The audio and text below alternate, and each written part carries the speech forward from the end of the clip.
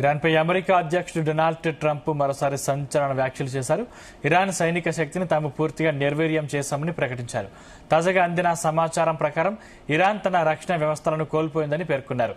Iran సైన్యం అంతమైపోయిందని, వారి నౌకాదళం కనుమరుగైందని, కమ్యూనికేషన్ వ్యవస్థలు పూర్తిగా ధ్వంసమయ్యాయని తెలిపారు.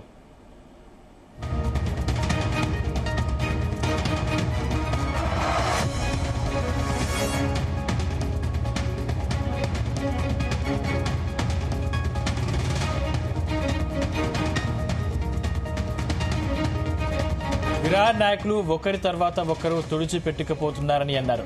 ఇప్పటికే 2 స్థాయిల నాయకత్వం అంతమైందని, ఇప్పుడు వారు 3వ స్థాయి నాయకత్వంలో నెట్టుకొస్తున్నారని క్లారిటీ ఇచ్చారు. ఇరాన్ వద్ద ఉన్న 32 నౌకలు ఇప్పుడు సముద్ర గర్భంలో ఉన్నాయని, అసలు ఆ దేశానికి నౌకాదళం అనేదే ఇప్పుడు లేదన్నారు. ఇక వైమానిక దళం విషయానికి వస్తే పూర్తిగా తుడిచిపెట్టుకుపోయిందని, వారికి ఇప్పుడు గగనతల రక్షణే లేదని డొనాల్డ్ ట్రంప్ స్టేట్మెంట్ ఇచ్చారు.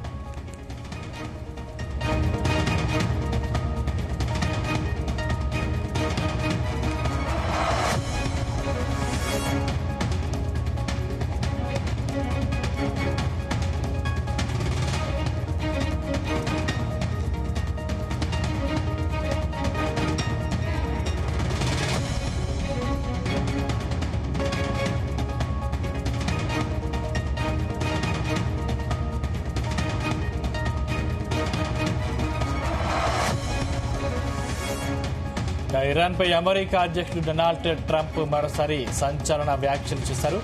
ఇరాన్ సైనిక శక్తిని తాము పూర్తిగా నిర్వీర్యం చేశామని ప్రకటించారు. తాజాగా అందిన సమాచారం ప్రకారం ఇరాన్ తన రక్షణ వ్యవస్థలను కోల్పోయిందని పేర్కొన్నారు. ఇరాన్ సైన్యం అంతమైపోయిందని,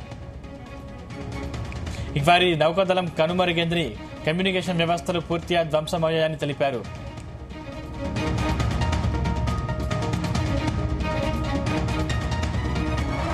ఇరాన్ నాయకులు ఒకరి తర్వాత ఒకరు తుడిచికి పట్టుకుపోతున్నారని అన్నారు. ఇప్పటికీ 2 స్థాయిల నాయకత్వం అంతమైందని, ఇప్పుడు వారు 3వ స్థాయి నాయకత్వంతో నెట్టుకొస్తున్నారని క్లారిటీ ఇచ్చారు. ఇరాన్ వద్ద ఉన్న 32 నౌకలు ఇప్పుడు సముద్ర గర్భంలో ఉన్నాయని, అసలు ఆ దేశానికి నౌకాదళం అనేదే ఇప్పుడు లేదన్నారు.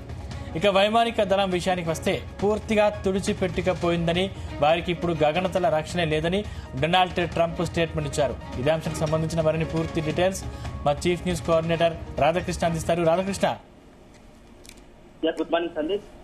ఇరాన్ సంబంధించి ఇజ్రాయెల్ అమెరికా మధ్య జరుగుతున్న యుద్ధం వారం రోజులు గడిచింది. సో ఈ వారం రోజులకు సంబంధించి 2 వైపుల ఇరుపక్షాల మధ్య ఆ దేశాల్లో తీవ్ర, అంటే ఒకవైపు 2 వర్గాలు ఇరాన్ తో పాటుగా ఇటు ఇజ్రాయెల్ గల్ఫ్ దేశాల్లో అనేకమైనటువంటి ఆస్తి నష్టము, అదే ప్రాణ నష్టం కూడా జరిగింది. అయినప్పటికీ యుద్ధం కొనసాగుతోంది. అయితే ఈ నేపథ్యంలో ఇప్పుడు వారం రోజుల తర్వాత, యుద్ధం తర్వాత అమెరికా అధ్యక్షుడు డొనాల్డ్ ట్రంప్ చాలా కీలక వ్యాఖ్యలు చేశారు. ఒక స్టేట్మెంట్ అని చెప్పవచ్చు. ఎందుకంటే ఇరాన్ వారం రోజుల యుద్ధము, నేను చేసినటువంటి యుద్ధంలో ఇరాన్ పూర్తి స్థాయిలో ధ్వంసం అయిపోయింది. అక్కడ ఇరాన్ తన మిలిటరీ శక్తిని, ఆర్మీ మొత్తం కూడా సంబంధించి పూర్తిగా నిర్వీర్యం అయిపోయింది. ప్రస్తుతానికి ఇరాన్ యుద్ధం చేసే పరిస్థితి లేదు. ఏదో ఉన్న కాడికి ఉన్న వరకు తన వద్ద ఉన్నటువంటి చివరిగా 3వ స్థాయి థర్డ్ గ్రేడ్ సంబంధించినటువంటి ఆర్మీ సిబ్బందితో ఒక యుద్ధంలో నెట్టుకొస్తుంది.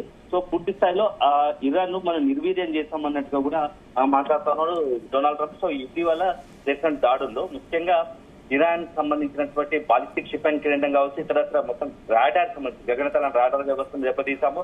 అదే సందర్భంలో సముద్రంలో ఉన్నటువంటి యుద్ధ నౌకలన్నింటినీ కూడా, ప్రస్తుతం ఇరాన్ వద్ద ఉన్నటువంటి యుద్ధ నౌకలన్నింటినీ కూడా సముద్ర గర్భంలో కలిపేశాము. సో ఇప్పుడు భూభాగంలో గగనతలకు సంబంధించినటువంటి ఆర్మీ కూడా చాలా మంది చనిపోయారు. సో ఇప్పటికైతే ఇరాన్ సంబంధించి ఇక ఏమీ చేయలేని పరిస్థితుల్లో ఇరాన్ సంబంధించినటువంటి యుద్ధం చేయకుండా పూర్తిగా నిర్వీర్యం చేశాము. ఇక ఏమాత్రం కొత్త గొప్ప థర్డ్ గ్రేడ్ కి సంబంధించినటువంటి సైనిక సిబ్బందితో యుద్ధంలో నెట్టుకొస్తుందని చెప్పేసి డొనాల్డ్ ట్రంప్ చేశారు. సో మొత్తానికైతే వారం రోజుల నుంచి వరుసపెట్టి ఇటు ఇజ్రాయెల్, అమెరికా పెద్ద ఎత్తున దాడులకు దిగబడుతూ ఉంది. ఎక్కడ చూసినా దాడులతో దద్దరిల్లిపోతుంది.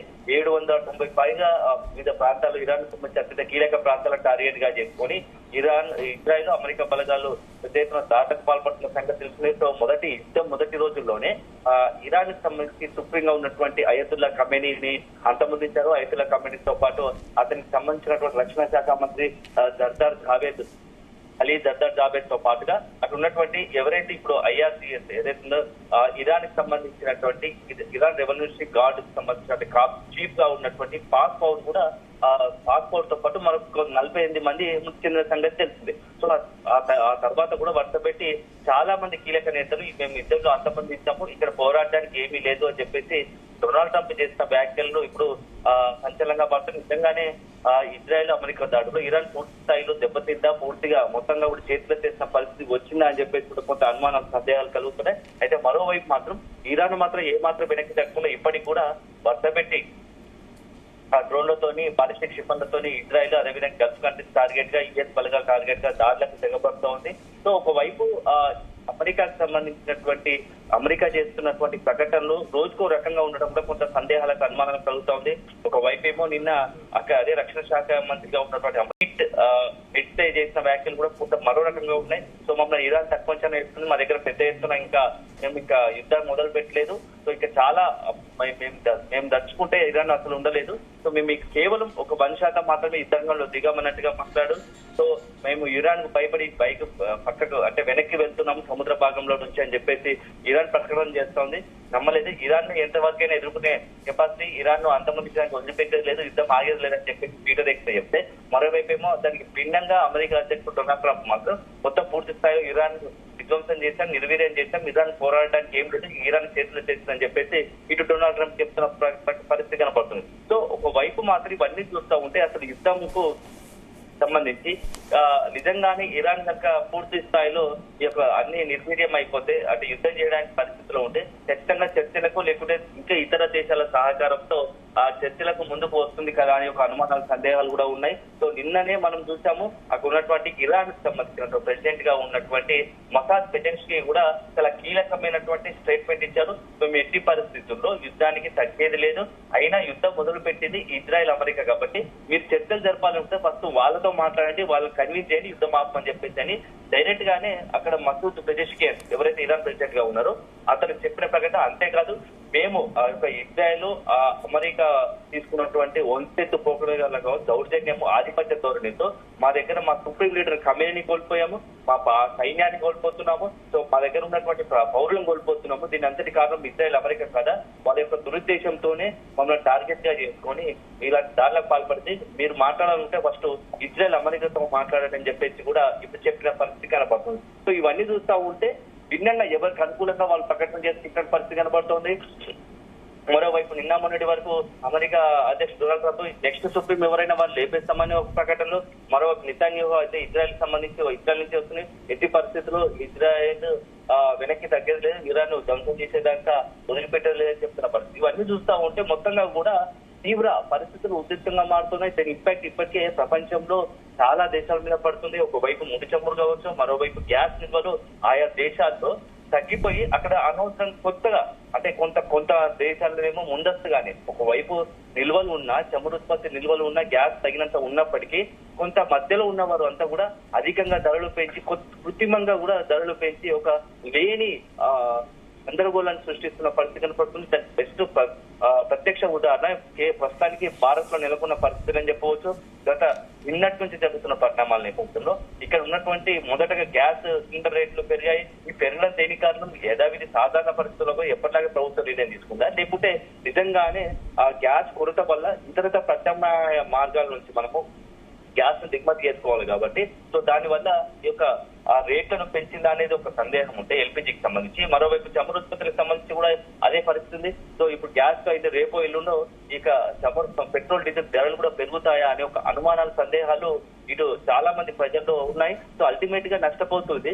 ఎక్కడో ఇజ్రాయెల్ ఇరాన్ మధ్య యుద్ధం జరిగితే దాని ఇంపాక్ట్ భారత్ మీద పడుతుంది, భారత ప్రజలు ఇబ్బంది పడుతూ ఉన్నారు. సో అందుగురించి మొదటి నుంచి కూడా చెప్తా ఉన్న పరిస్థితి భారత్ తో పాటు చాలా దేశాలు ఈ యుద్ధం మొదలైతే ఆగదు, దాని ఇంపాక్ట్ మొత్తం ప్రపంచం మీద పడుతుంది, ఆయా దేశాలు ఇబ్బంది పడతాయి. సో ఏదైనా సమస్యకు అల్టిమేట్ గా చర్చలు అనేది ముఖ్యం, చర్చల ద్వారా సమస్యను పరిష్కరించుకోవచ్చు, మీరు చర్చలతో ముందుకు వెళ్ళండి అని చెప్పి పదే పదే భారత్ విజ్ఞప్తి చేస్తున్నప్పటికీ ఇటు ఇరాన్ అదేవిధంగా ఇజ్రాయెల్ అమెరికా మొండి పట్టుగా వ్యవహరిస్తున్నాయి. తమ ఆధిపత్య ధోరణి ప్రదర్శించడానికి ఇలాంటి ప్రయత్నం చేస్తున్నాయి. అల్టిమేట్ గా దీనివల్ల అమాయకమైనటువంటి ప్రజలు వివిధ దేశాలతో పాటుగా అక్కడ ఉన్నటువంటి ముఖ్యంగా ఇప్పుడు గల్ఫ్ కంట్రీస్ లో 1 కోటి మందికి పైగా భారతీయులు ఉన్నారు. దాదాపు మనకు తెలిసిన అందరితో సమాచారం ప్రకారం ఇటీవల జరుగుతున్న వారం రోజుల్లో జరుగుతున్న నలుగురు భారతీయులు మృతి చెందినట్టుగా కూడా కొంత సమాచారం అందుతా ఉంది. సో 1 కోటి మందికి పైగా భారతీయులు గల్ఫ్ కంట్రీస్ లో ఉన్నారు. సో ఇరాన్, ఇజ్రాయెల్ లో కూడా భారతీయులు ఉన్నారు. వీళ్ళందరి పరిస్థితి కూడా ఆ దేశానికి ఇప్పుడు భారత్ తో పాటు ఇతర దేశాల వాళ్ళు కూడా అనేక మంది, చైనా కావచ్చు, ఇతర దేశాలకు సంబంధించిన అనేక మంది ఉపాధి కోసం అక్కడ వెళ్ళి ఉంటారు. వాళ్ళ పరిస్థితి గురించి ఆయా దేశాలు ఎప్పటికప్పుడు ఆరాధిస్తున్నాయి. సో మీరు యుద్ధంగా ఉంటే అనవసరంగా మా దేశ ప్రజలు కూడా ఇబ్బంది పడే పరిస్థితిలో ఉన్నారు. అనవసరంగా వాళ్ళకు ప్రాణరక్షణ లేకుండా పోతా ఉంది, ప్రాణ భద్రత లేకుండా పోతుంది. సో అదే సందర్భంలో వాళ్ళకు ఇబ్బందికర పరిస్థితి తలెత్తే అవకాశం ఉంది అని చెప్పేసి కూడా విజ్ఞప్తి చేస్తున్నాం. ఇక్కడ మాత్రం వీళ్ళు మొండి వైఖరి వేయడం లేదు. సో దాదాపుగా ఈ రోజు యుద్ధం 8వ రోజుకి చేరింది. అయినప్పటికీ ఇరు పక్షాల మధ్య పెద్ద ఎత్తున ఇటు బాలిస్టిక్ క్షిపణులు, మరోవైపు క్రూయిజ్, అమెరికా B-2 బాంబర్లతో మొత్తం ఇరాన్ దద్దరిల్లిపోతుంది. అటువైపు ఇజ్రాయిల్, అమెరికాతో పాటుగా గల్ఫ్ కంట్రీస్ కూడా కీలకమైనటువంటి గల్ఫ్ కంట్రీస్ అత్యంత కీలకమైనటువంటి సౌదీ అరేబియా, అబుదాబి లాంటి ఎయిర్పోర్ట్లు కావచ్చు, వాణిజ్య కేంద్రాలు కావచ్చు, ఓడరేవులు, అదేవిధంగా ఇక్కడైతే అమెరికా బలగాలకు సంబంధించినటువంటి ఉన్నాయో, సేఫ్ జోన్ అమెరికా సంబంధించినటువంటి బలగాలు ఉన్నాయి, అక్కడ దానికి టార్గెట్ గా చేసుకుని ఇరాన్ విరుచుకుపడతా ఉంది. సో ఇవన్నీ చూస్తా ఉంటే యుద్ధానికి ఎప్పుడు ఎండికాడు పడుతుంది, ఎప్పుడు సాధారణ పరిస్థితులు ఏర్పడతాయి, ఎక్కడ మనకు కూడా అంటే భారత్ లో కూడా ఎప్పుడు సాధారణ పరిస్థితులు వచ్చి ఈ యొక్క ధరలకు సంబంధించినటువంటి ఎప్పుడు యుద్ధం తగ్గితే అంత బాగుంటుందని చెప్పి సాధారణ ప్రజలకు సైతం ఒక అభిప్రాయం ఏర్పడతా ఉంది. ఎందుకంటే ప్రస్తుతానికి గ్యాస్ రేట్లు పెరిగింది, తర్వాత భవిష్యత్తులో పెట్రోల్, డీజిల్, ఇతర నిత్యావసర ధరలు అవన్నీ రంగాలపైన పడే అవకాశం ఉంది. అల్టిమేట్ గా నష్టపోయేది సామాన్య ప్రజలు, సామాన్య పౌరులు కాబట్టి సో దీన్ని దృష్టిలో పెట్టుకుని ఆయా దేశాల అధినేతలు కావచ్చు, ప్రధానులు కావచ్చు పదే పదే యుద్ధం ఆపండి అని చెప్పేసి విజ్ఞప్తి చేస్తున్న పరిస్థితుంది. సో అల్టిమేట్ గా అమెరికా నిర్ణయం ప్రకారమే ఈ యొక్క యుద్ధం ఆగేది అయితే నిర్ణయం అవుతుంది. ఎందుకంటే మొన్నటి వరకు అమెరికా అధ్యక్షుడు డొనాల్డ్ ట్రంప్ చాలా సందర్భాల్లో నేను ప్రపంచ శాంతిని కోరుకుంటున్నాను, నాకు నోబెల్ పీస్ అవార్డు ఇవ్వాల్సిందే, దాదాపుగా 8 యుద్ధాలను నేనే ఆపగలిగానని చెప్పినటువంటి అమెరికా అధ్యక్షుడు ఇరాన్ విషయానికి వచ్చేసరికి మాత్రం తనే యుద్ధాన్ని మొదలుపెట్టి యుద్ధాన్ని ఆపేది లేదని చెప్తున్నట్టు భిన్న అంటే అతను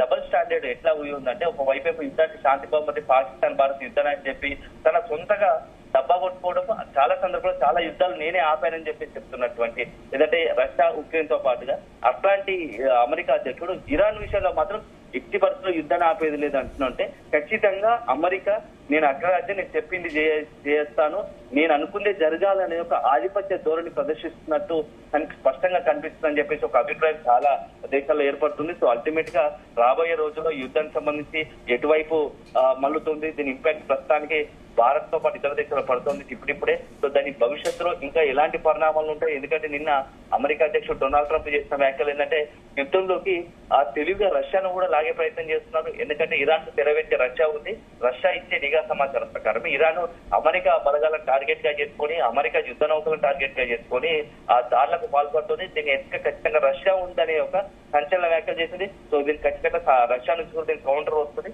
సో ఒక రకంగా ఎందుకంటే ఇప్పటికే చైనా, ఉత్తర కొరియా ఇరాన్ కు మద్దతు తెలుపక రష్యా మాత్రం ఇప్పటి వరకు పెద్దన్న తరహాలో ఎటువైపు అనవసరంగా యుద్ధానికి ఎటువైపు ఉండకుండా చాలా అంటే ఒక రకంగా మిడిల్ గా అంటే ఇటు ఇరాన్ వైపు కావచ్చు, అటు ఇజ్రాయెల్ వైపు కావచ్చు, ఎటువైపు మొగ్గు చూపకుండా మధ్యస్థ స్థితిలో ఉండి సో ఒక నిర్ణయం తీసుకోకుండా అలాంటి తరుణంలో ఇప్పుడు రష్యాను అమెరికా దీంట్లోకి లాగాలనుకుంటుంది. ఆ తర్వాత పరిస్థితులు నిజంగానే కనుక రష్యా కూడా యుద్ధ రంగంలో చేసి అప్పుడు పరిస్థితులు ఎలా ఉంటాయో మనం ఎవరు ఊహించని రీతిలో ఉండడం ఖాయంగా కనబడతా ఉంది. Thank you Radhakrishna.